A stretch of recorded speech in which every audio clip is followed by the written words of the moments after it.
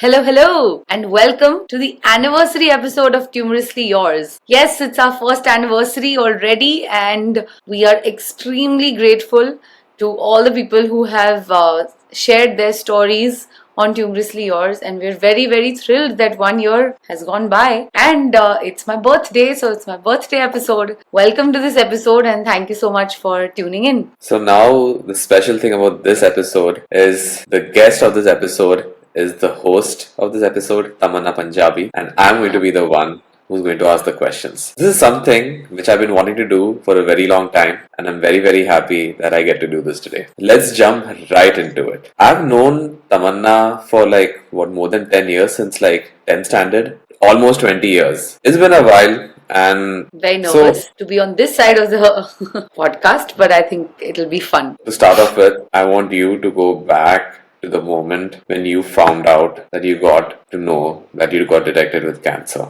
How did it feel? I also want you to take a deep breath because I feel this is also fairly hard on you. But yes, okay. So this was in 2019. Before COVID in October, but the pre-context for it was that in September I had started having a lot of chest pain suddenly, and I assumed that it's probably soreness from working out, and so I just neglected it a little bit for a couple of days, and then suddenly one day I was having extreme pain. Like mom thought it must be like a heart attack or something because it was that bad. Like I couldn't move. I was just like really aching, and so all of us panicked a little bit. Went to the doctor quickly. Got a few tests done, and the outcome of that, because we didn't do like a full body checkup, we just did a couple of tests. So it came out in that there's an inflammation of the lung or something, the wall of the lung. And so we thought acha theek hai, and they gave us some medicines for 2 weeks, and I took those medicines and I was okay. So we just thought theek hai, ho gaya. And then 2 weeks later I again started having chest pain. It wasn't as bad as the first time, but it was really bad. It was still unnecessary. Unfortunately, that day mom was at work and my sister was also at work, and so I was alone at home working when I started having this pain. And because I was always a person who was working out, eating decently okay, I was like, why am I having this pain again in a matter of barely 2 weeks? So I decided to drive myself to the hospital and just get a full body checkup. One of mom's friends is a good doctor in Visakhapatnam, and that's when they did a full body checkup. And if I remember correctly, I think in my life that must be the first or second full body checkup, because we just assume that if we are young, we are fit. When I went for the full body checkup and they did an x-ray and then they did a bunch of different tests, because it was a mom's friend and auntie, Sujata auntie, she said, beta, go and sit in my cabin, because she must have seen it and had an idea of the fact that okay, this is seeming bigger than a lung inflammation. And so she said, go sit. She called up mom. Mom was at work and she said, come to the hospital ASAP. So mom called me up and said, what happened? Are you okay? I said, I don't know. She told me to sit in the cabin, so I'm sitting in the cabin. So then now everybody's a little, like both of us were a little worried. So she quickly came to the hospital. They gave her a little bit of a lowdown. They didn't give me the lowdown because they were scared that how will I react, right? Then they said we have to do a biopsy. And that was the only word that I heard, biopsy. I'm going to sound extremely ignorant, but till that point, I didn't know what a biopsy was. When I went home, I Googled it.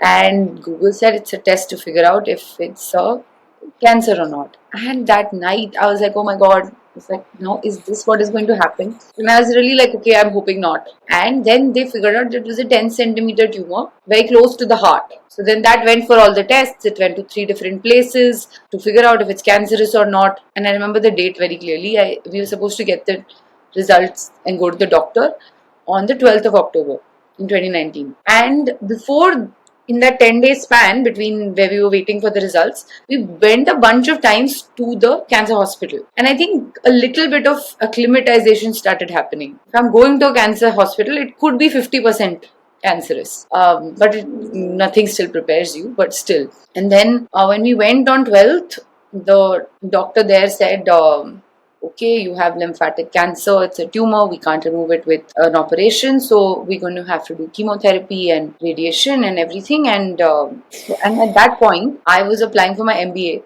And so my entire focus in my life was to go for my MBA. Also because as a person, I was like planning my life according to a timeline. So I was like, okay, by this year I'll be done with my MBA, then I'll get out, then I'll start working, then by this will happen. And suddenly that entire timeline was shaken. So I was Yeah, it just got like, thrown in. and I was like, okay, am I going to live or not is the first question, because now this timeline is out of the window. When he said you have cancer, he looked at me and he's waiting, like he's given me a pause. And so the nurse, my mum, and the doctor are just looking at me that, okay, now maybe she's going to start crying or something's going to happen. Like some sort of a Right. outburst of emotions is going to happen. But in my head, I think because I had started acclimatizing to the fact that 50% there could be a chance, I didn't have an outburst. The processing took a little longer. So I looked at him, I said, okay, and will I survive? And he said, yeah, it was between first and second stage. So he said, yeah, this is a very common form of cancer. We will give you the best treatment. What you need from your side is willpower. So I said, I have tons of it. No tension. No No tension tension right there. It's at all. fine. But I wasn't processing. And what I loved about the fact that my mom didn't push me to react, she let me be. In fact, you were the first person I told. And I remember because we never do texts. I Yeah. texted you and you instantly video called me. And I was like, okay, I'm not ready yet to have this conversation verbally. That's the first time I had to type that I've been diagnosed with cancer. And I remember that while typing it, my eyes fully teared up because I was like, oh, acha, okay, now it's hitting me a little bit. Man, I still remember I couldn't believe only when I found out. And then that too at this age, right? Like you always hear that cancer is something which happens to people when they get old. Apparently, not It from all the was episodes we've done. before you found out that you had cancer, someone else who found out you had cancer, right?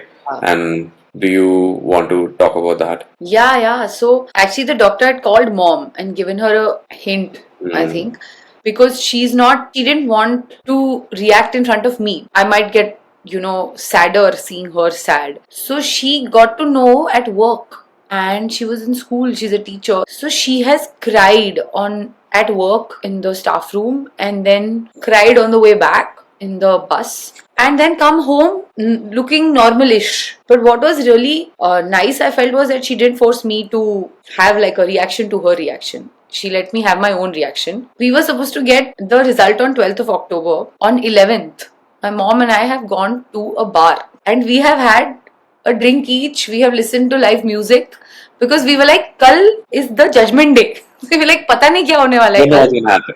We don't know. So I still have the photo of that where I have that waistline, the hair, and both of us very nicely dressed up. And she knew, so she didn't impose. Yeah, I mean, we went with a calmer mind, I think, the next day. And I feel that was a very, very good thing which she did from her side. Okay, before the shit show starts, let's just go out. Yeah. Let's just go out. Let's have a fun time. And I think we managed to maintain that throughout the cancer treatment also. I mean, both of us, like in this sense, I feel like I'm 100% her daughter because both were like, okay, this is a problem. This is the solution route we have to take, and we're going to take it. But we're not going to keep letting it pull us down. Of course, there were many downer days and days when just everything felt like horrible. But overall, when I look back at that 8 months, 9 months of my life, I feel like we could have been a lot more morose. So I'm very grateful for the fact that we both have that quality. Did it take time after that to sinking, or that was when it was sinking in? No, it took a week. So there was like one half of me who was trying to look at it from a structural approach of how you approach problems. But then there is also another side, right? Which was like, oh my god, like is my life going to stop? Is it going to end? Is it going to pause for a long time? Like it just felt very uncertain at that time, and that's not a nice feeling. So I didn't even tell everybody immediately. I told like a few people one day, and I told everybody on text because I did not want to have to deal with their reaction. And that sounds a little selfish, but I'll tell you today when I look back, I think it was a good idea because I was still processing my own emotions. So if I call up a friend who loves me and who I love and I say that, hey, I've been diagnosed with cancer yesterday, they are not going to react calmly. There's a high chance that they're going to either react sadly or they'll cry or they'll have 15 questions to ask what happened. And I was just not ready to deal at that point. Yeah, and then I went back to the doctor for that second meeting with a list of 15 questions. because I was like, I need to know what exactly is going to happen to me. And the moment I reached there with that piece of paper, the doctor is looking at me like, huh? Was there a period where you were ever like, man, I can't do this? Like, this is it probably, you know? Multiple times. Chemotherapy is very, very painful. No, I mean, One, not during the treatment, but like before, like when you found out. no, You're no, like, I'm not. not going to fight this. Like, no. In my head, not at all. And it sounds very filmy, but in my head, I always think that someday I'm going to write an autobiography, even if no one reads it. But I want to write one. So I was like, okay, this is going to be that challenge of the book where you'll be like, oh, Mm, ye hua tha. In fact, I had my second round interview for I see. ISB for MBA, and I told the doctor in the second meeting that can you start chemo after my interview, because the interview was in Hyderabad and I didn't want to miss that chance. So I was not thinking that I'm not going to fight this, because I was like, okay, this is one hurdle now, I have to finish it and then I have Mm. to go for my MBA. How long did one chemo last for you? But the chemo would take the whole day. So mom and I would Mm. leave for the hospital by 6:30 ish from home. So we would finish by 5, 6, 7 sometimes and then drive back. But the good thing was that like mom has a bunch of friends, so somebody would help with the car and be like, okay, you don't drive, we'll send you with a driver, so at least you have that comfort of not having to drive back. So that was always there. The thing with chemo is that it's such a strong drug that they're putting into your body that they can't put it through the same vein the second Again time. and again. So Yeah. every chemo they would find a new vein. So sometimes it's here, sometimes it's here, sometimes it's here, then it's here. That whole you can see, like now thankfully it's gone, but you could They don't actually plan it see the right. black vein till here. The self confidence also goes back because you're looking at someone in the mirror who doesn't look like you. All your life, you've seen yourself look a certain way, and suddenly you're looking very different. You lost your hair, your veins are showing in a different color, the skin pigmented. So I had like patches of darker skin and lighter skin throughout, and it's not good for self confidence. It may sound vain, but these are the little things when you looking at yourself in the mirror and you're like, is this what I look like now? You have to suddenly process that this is how you look. And then there are insensitive people who will tell you, oh, your skin has become black, oh, you've lost your hair, why don't you wear a wig? I'm already going through this. I'm seeing myself in the mirror and I know this is how I look. When somebody points it out, it's not easy. So I feel like we have to remember that, listen, when you're telling somebody this, they know it's not good for mental health. And I didn't do anything about the mental health part of it throughout treatment, which I regret now. Like, I feel like I wish I had dealt with the mental health part of the cancer treatment. What I remember seeing, so Tamanna as a person is a big workaholic. You ask her to chill, she's like, what is that word? I don't understand. Basically, she had to find ways to cope. Because it's Tamanna, she found extra productive ways to cope, which is off only as a person. But Tamanna's coping mechanisms were working, like doing actual work. Then she also started a blog as an outlet. Okay, this is a Mac thing. And spending time with friends, right? So, Yeah.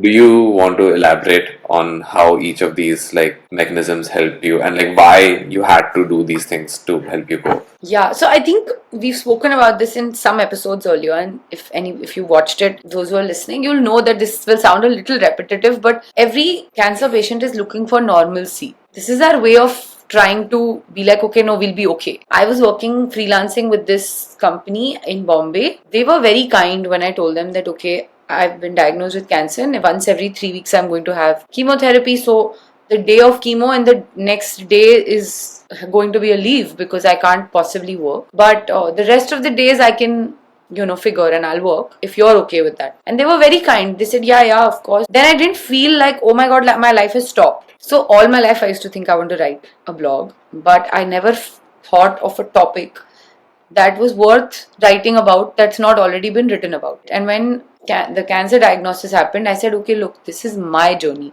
You can't question it. It's not going to be the same as anybody else. And also, I felt like, if I make it through, then this will be a good way for me to go back and be like, okay, this is what I went through. Because I feel like with age, we also forget stuff. So yeah, it's called The Muddle Muggle. The Muddle Muggle was about writing about my journey, whatever the emotional journey was, whatever I was going through at that point. Yeah, I mean, it was a coping mechanism and an outlet. That's the beauty I feel like, and that I'm very, very grateful for, is that I have a bunch of people in my life who are very, very giving. They just want to help in any way they can, and so that time proved that to me more than anything else. I remember that New Year's specifically because I'm a very celebratory person. I want to celebrate everything that I can, and so that 9 months felt like I couldn't celebrate anything because I had to not meet people, which is my most favorite thing to do. I couldn't go out, and so it just suddenly felt like I can't do anything. I have to just sit at home. But people changed that for me. They would video calls, and these are the things that come back as sort of like a malham on the wound, right? It felt like somebody's applying like cream on it and being like, okay, it's hurting, but we're It'll be here. fine. Yeah. I think that way the power of human relations and empathy is very understated Yeah, in yeah. such And a sense situations. of community that, okay, Yes. you're not alone in this, we're here to fight this with you, to feel this with you. I feel like the people around you help you deal Mm. better. Which is why I also feel like if my mom was a sappy person who would like start crying at the drop of a hat, my journey may have been 50 times tougher. So she didn't, and so she dealt with it strongly, and so I feel like we drew strength from each other in that sense. I remember towards the end of the cancer treatment, COVID had started, and the radiation treatment happened in the start of COVID when we didn't know what COVID was, what treatment it needed, nothing. So everyone was just really scared. We had to drive to the hospital 5 times a week for radiation, and the hospital is the breeding ground of COVID. For a immunocompromised person, it was like going into the lion's mouth and then saying, please don't bite. Yeah, talking about your mom, so she was a critical part of your support, right? Because she was the one with you day in, day out. Yeah. She's also a single parent, a working parent. This must have been extremely hard for her to also do. Yeah. What do you think were some of the things which she remembers, like some of the toughest points of the journey? I mean, the tough things that she remembers, I mean, I'm guessing hopefully if someday she speaks about it, then we'll be able to get that from her. But I don't think it's ever easy to look at your child go through, or any disease for that matter. And then when you have to earn and you have to, plan that, okay, I want to give this person a good diet, I want to give them certain juices and certain foods and everything. It requires a lot of planning. But also because she's a single parent, she's also seen a bunch of really tough moments in her life. So she has, I think, her dealing capacity with adversity is it's phenomenal. She does not look at adversity and be like, I'm leaving. Ever. She might need a push to be like, okay, I have to deal with this. But when she gets to dealing with it, then she'll kill it. Also, because at least I didn't realize as a patient that there is so much that the caregiver has to do socially also, like societally, because people are not going to call me and ask me questions. All the questions would be towards her, right? There was a critical point which you had in your journey, right? Where you were in the hospital. Suddenly, at one point, you felt this might be it. Yeah, so for context, I got diagnosed with pneumonia in the middle of cancer treatment, and this was just before my last chemo. So in my head, I was prepping that, okay, this is last chemo. Treatment is coming to an end finally, and I'm going to go to my MBA. That didn't happen because what happened was my lungs were filled with 70% of water instead of air. I realized this when I remember I went for a shower and I came out,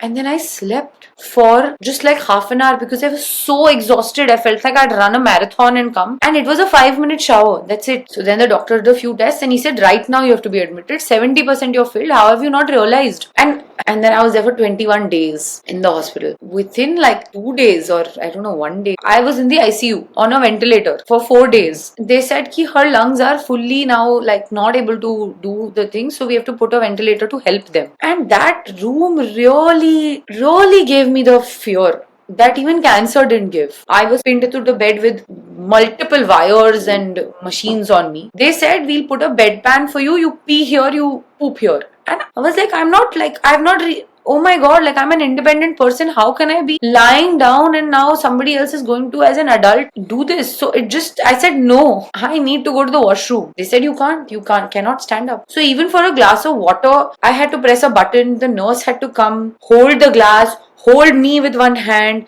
make me drink. It was like so depressing because it just felt like all my independence was taken away from me. They would bring the washroom, the pot next to my bed in that ICU and be like, sit here, and there are three people watching you because you'll fall. Because I was insisting that I am not going to lie down and use a bedpan, they got that there to oblige. But even then, I don't have the strength for it. Those 4 days, I remember at one point just thinking, God, just finish it. Like, either you kill me or you make me okay. Please don't leave me hanging in the middle. This is not cool. And they made my mom sign that waiver that, okay, if she doesn't make it beyond tonight, then, she may not. Every time I think back on that, I feel like the whole cancer journey was tough, of course, but that 21-30 days was just very, very, very, very traumatizing for me, for everyone around me. Once you got out of the ICU, and after that, you had your radiation check, right? Yeah, but even after I got out of the ICU, there was a period of a good 15-16 days of being in the hospital still. It was just that I was out of the ICU. I was off the ventilator.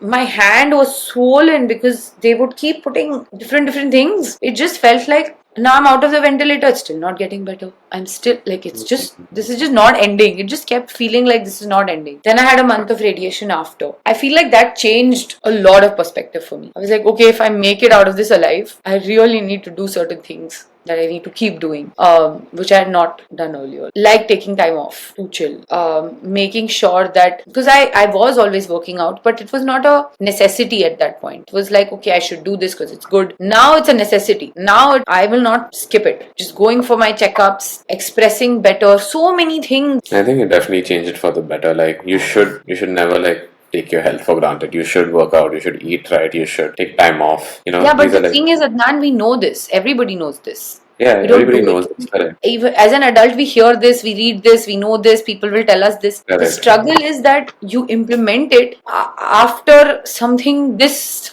drastic happens, traumatic happens. That's not the right thing. I feel like that's what we need to change. Very true. Very true. I went for my full body checkup after Tamanna forced me, and I'm so happy. I have really bullied a bunch of people to be like, please get up, go to the hospital. Do you remember what the doctor told you and how it felt when they looked at your reports? Okay, you're cancer free. So that happened a little earlier because after the 4th chemo, they did a scan and the tumor had fully dissolved. So there was no tumor. And pneumonia happened after that. So the happiness of that moment was short lived. But of course, we were thrilled at that point. When the radiation ended, it was not about cancer not being there. It was about the fact that the treatment had ended and that now I'm okay to be living life normally. So that was a major relief. It just felt like someone has suddenly like opened the gates to one big huge mountain and been like, okay, go run wherever you want, do what you want. And it just felt like I was free. Also, it was celebrated so much. Like, we came home and my mom and my mama and everybody, we cut a cake and we were like, okay, we're cancer free. Then all my friends, we got on a Zoom call. We got on a Zoom call and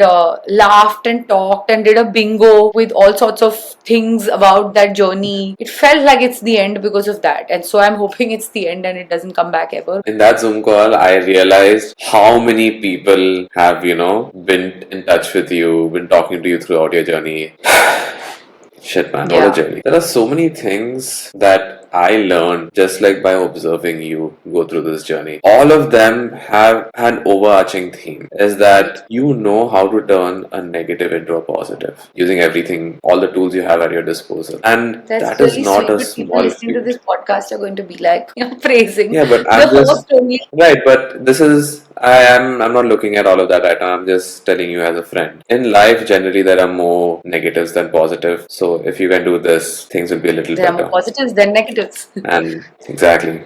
If there is one advice you would give to someone who's watching this, who's going through the journey, or supporting someone going through the journey, Tamanna, what would that be? Oh my God, one, celebrate and respect yourself more than anything or anybody else. Don't let this thing make you think it's the end. The way to find those little moments of happiness in the middle that will make this journey bearable. The sadder you are, the tougher it will be. The happier you are, it doesn't become easy, but you cope better, you deal better, because you know that there are things to look forward. And so find things to look forward. It doesn't matter what people say. It doesn't matter if somebody is telling you to behave a certain way, or if someone is telling you to not tell that you have cancer, or if someone is telling you, like in my case, to wear a wig. It doesn't matter. Do what makes you happy. I felt like a star as a bald person, and even till date, I sometimes feel like this is so much effort. I love my hair, but it's so much effort. So celebrate the little things. Don't let it kill your hope. It's not easy, and it's not going to be. And look after our mental health, because that I feel is something I didn't do at all. Thankfully, I had people who were cheering me on, so it wasn't very down in the dumps, but it could have been better. Talking about celebrating the smaller things, there were small parts of the journey where there were some fun things which you did to make the journey a little lighter. One was that when your hair started falling, you just decided, okay, you know what, I'm going to remove it off in one go and not let it fall bit by bit. And you did something very special, I